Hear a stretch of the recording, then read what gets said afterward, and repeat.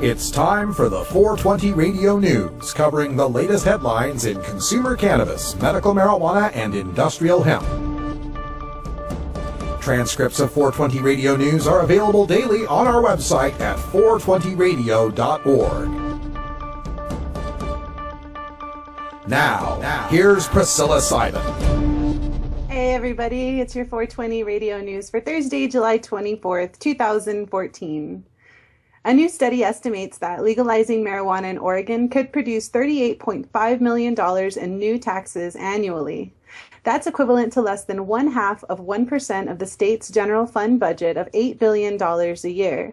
But the projected revenues are also nearly a quarter of the entire budget of the Oregon State Police. The study estimated that about 1.3 million ounces, the equivalent of about 86,000 pounds, of marijuana would be sold through the legal market in the first full year. At an average tax rate of $28 an ounce, that would produce $38.5 million for the state in fiscal year 2017, says the study. The measure would tax producers at $35 an ounce for the most potent parts of the marijuana plants, $10 an ounce for leaves, and $5 for immature plants sold to home growers. In contrast, Washington levies taxes at all levels of sales and production, producing legal prices reaching over $700 an ounce, according to the Econ Northwest study. Oregon's tax rate is much lower, to the point that prices on this side of the border could be as low as $140 an ounce, the study says. $140 an ounce? Yeah, let's hear it for that. Okay, so you think that when Oregon is selling legal weed at 1/5 the price of Washington State, that's not going to motivate them to want to change those tax laws a little bit? This is the scenario I laid out for I-502 haters the whole time. It's going to be high taxes. It's going to cost so much. I'm like, yeah, maybe, but not forever. Once it's legalized, we're talking about the laws of supply and demand, and the supply is a weed. It's an inexhaustible supply, right? So we are eventually going to get those prices lower.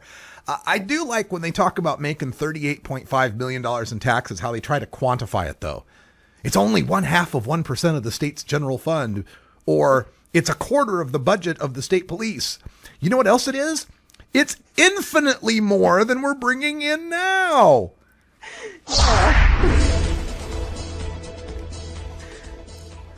Well, in Colorado on Wednesday, Christie said, quote, he's not backing off an inch from his previous comments against the state's decision to legalize marijuana. Quote, what I said is what I believe, end quote, the New Jersey Republican governor said. Quote, I think legalizing marijuana is the wrong thing to do from a societal perspective, from a governmental perspective. End quote. Well, medical marijuana is legal and highly regulated in New Jersey. Christie has repeatedly shown the use of pot, often warning that he doesn't want his state to end up like Colorado. It's not, quote, it's not just the quality of life we want to have here in the state of New Jersey, end quote, he said in an April radio interview, spurring a wave of headlines. Asked by reporters if he still believes legalized marijuana makes life worse for Coloradans, Christie said, quote, I do think it diminishes the quality of life. That's my opinion. It doesn't mean that Colorado is not a great place. End quote, he added, quote, I'm sure it is. I think it would be greater if you didn't legalize marijuana. And get out of here. Get out of here. What is this governor doing tromping around? I think we have some audio from the governor. There you go. Yeah. Now, folks, before you accuse me of making a fat joke that I have no room to be making, that's just because he's a Republican. It's the elephant is the symbol of the Republican Party. If I was going to go for a fat joke, I'd have gone with, whales. There we go. Now that's a fat joke. Christie is so reprehensible on the marijuana issue, and I really don't understand, even from a political standpoint, what he's trying to accomplish. If his goal is to try to run for president in 2016, does he think that being the super tough on pot guy is going to win him votes? Those people are dying. Those people are shuffling off this mortal coil. They are drawing the curtain and joining the choir invisible. Their metabolic processes are of interest only to historians. I saw Monty Python live last night. You'll have to excuse me. But Christie, this makes no sense. Can you not see the handwriting on the wall that legalization is coming and people love medical marijuana? And I don't know. I think the more he says stupid stuff like this, especially in a state like Colorado, the more he just signs the end of his own political future running for a Republican nomination for president. That's that, especially Colorado. I mean, you as a Coloradoan, you must be just personally offended by his presence there. I don't know how he's in a mile-high state and digging himself such a deep hole. I don't get it. Well put. Senator Rand Paul on Thursday filed an amendment in the Senate that would protect states that implement medical marijuana laws, as well as patients and physicians in those states from federal prosecution. Paul's amendment 3630 allows states to, quote, enact and implement laws that authorize the use, distribution, possession, or cultivation of marijuana for medical use, end quote, without fear for federal prosecution. There are 33 states that have enacted laws protecting some form of medical marijuana. To date, 23 states and the District of Columbia have legalized marijuana for medical use. Another 10 have legalized CBD, a non-psychoactive ingredient in cannabis frequently used to treat epilepsy, for limited medical use or research. The amendment also prohibits prosecution of patients and physicians in those states for violating federal laws against the drug. Due to ongoing partisan gridlock in the Senate, it appears unlikely that Paul's amendment will get a vote. Yeah, but here again, we got ourselves a Republican who's trying to position himself for a 2016 run for the presidency. And this one seems to have the right idea, seems to understand that, hey, medical marijuana is real popular. 33 states have some kind of medical, even though, 10 of those are the CBD only states. But that's 2/3 of the United States. Kudos to Senator Rand Paul for standing up for patients and standing up for states' rights and our ability to, just govern ourselves. I hope this does well for him. I don't know about the rest of his positions, but anytime there's a major mainstream politician who's on the right side of marijuana reform, we got to make sure the people know that and try to have him pull others in his party that way. It can only be good for us. Right. 5 Oregon home-based daycare centers are owned by people who have medical marijuana cards, officials said, prompting Governor John Kitzhaber to say they have to choose between their business and their pot. The State Office of Child Care has long viewed medical marijuana use as a private health matter that isn't disclosed to the general public or parents of children at the centers. Providers have conditions attached to their care licenses allowing them to use marijuana as long as they lock up the drug and paraphernalia, avoid smoking it in front of the children, and have another adult present while under the influence. The state, however, changed course following media scrutiny. Parents of children at the 5 centers were notified last month that the owners had pot cards, and the names of the centers were made public. Yeah, more discrimination against the users of the least toxic, least side effect laden medication that they could possibly use. I'm sure, and obviously if someone's around children, a parent or a daycare worker, we don't want them to have, pipes all over the place and weed, easily accessible, or even be smoking in front of the kids. And not because smoking is somehow evil, but, the smell of it and the smoke in their face, and they're little kids. And I can understand that. And reading deeper into the story, one of the daycare workers doesn't even smoke pot. She's using salves. She's just using, creams. And they want to take away her daycare license for using a marijuana cream that has no intoxicating or impairing effect whatsoever.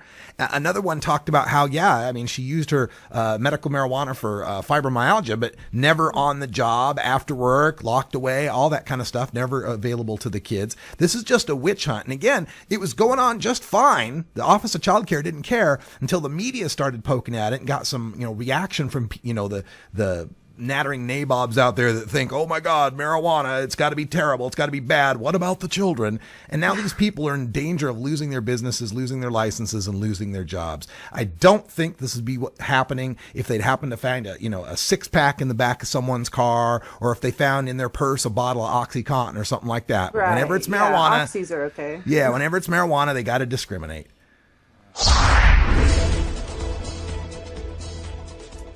There's a new campaign in Denver to try to prevent overdosing on marijuana edibles. The state had recommended 10 milligrams of THC per dose.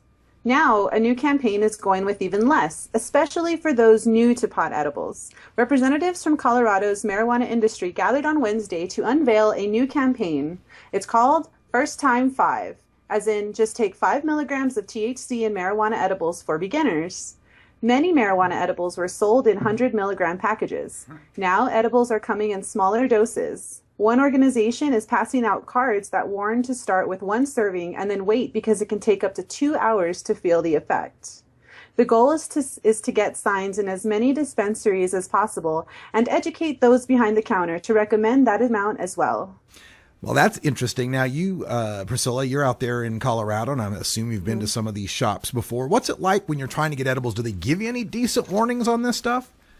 Yeah, they tell you how much is in the package, and the tenders or the salespeople normally tell you to just go easy on it. It's kind of like the dab rule. Like, have you ever dabbed before? Oh, yeah. They ask you, have you ever had an edible before? And so then you can kind of judge, the scope of how much you can take. Non-innuendo, but So No, I think these cards are a really great thing because of how many people are coming into Colorado and trying all this fun stuff. Yeah. I think that this is really important, and I think education is the way to go. Yeah, and especially it's interesting that the industry's coming in at half the amount that the state was saying. State was saying 10 milligrams. These guys are saying, no, first time 5, 5 milligram, 5 milligram pot brownie. I don't know. I think it's a smart thing to do. Yeah. And, we want the rollout. And one of the criticisms that I read in the paper here was someone that was questioning, I think it was a reporter that was questioning about, why did this take so long? How come, it had to have, we had to have these high profile incidences before this came around? And it's like, geez, can you cut us a break here? We are starting a brand new legal industry, where we're taking something that was considered the deadly dangerous drug equivalent to heroin and now legalizing it. There's going to be some bumps in the road, but considering how bad the bumps in the road are for the rollouts of other things, Obamacare, we're looking at you. This is hardly a glitch at all, right? People need to get the education on the edibles, and it is happening. And I think we're also going to see a change in the culture, right? I mean, with alcohol, we have a culture around it where you just know not to chug Jack Daniels. It's just, you don't even think about it, right? People understand what proof means, and that there's beers, and then there's hard beers, and then there's wines, and then there's liquors, and then there's, liqueurs. There's all these different things, and they can adjust their intake accordingly. But prior to legalization rolling out, really all that most people had an experience with was the pot brownie or the pot Rice Krispie. You never knew how much was in it or what was in it or how it was, how potent it was. So there's going to be a learning curve. It's happening. People are starting to understand, go slow, take time. First time 5, I think, is a great idea. I think so too. Thanks, Priscilla, for the news. And before we end the news, I did want to remind everybody that we do have a posting of New Approach Oregon's complete ballot language, all hyperlinked, clickable links in the contents and throughout the text for you to be able to get straight to the sections and the paragraphs and the subparagraphs to know every little detail about Oregon marijuana legalization. We got some graphics and stuff coming up in our Radical Rant on that too, so stay tuned. There we go. Couldn't wait to get to 420. So it's 420 in the Mountain Time Zone, the home of Colorado legalization. Priscilla Simon's got an important safety meeting to get to. Thanks for the news. We'll see you tomorrow. See ya. When we come back, behind the headlines, we're going to look at the NFL once again. The no fun league when it comes to marijuana.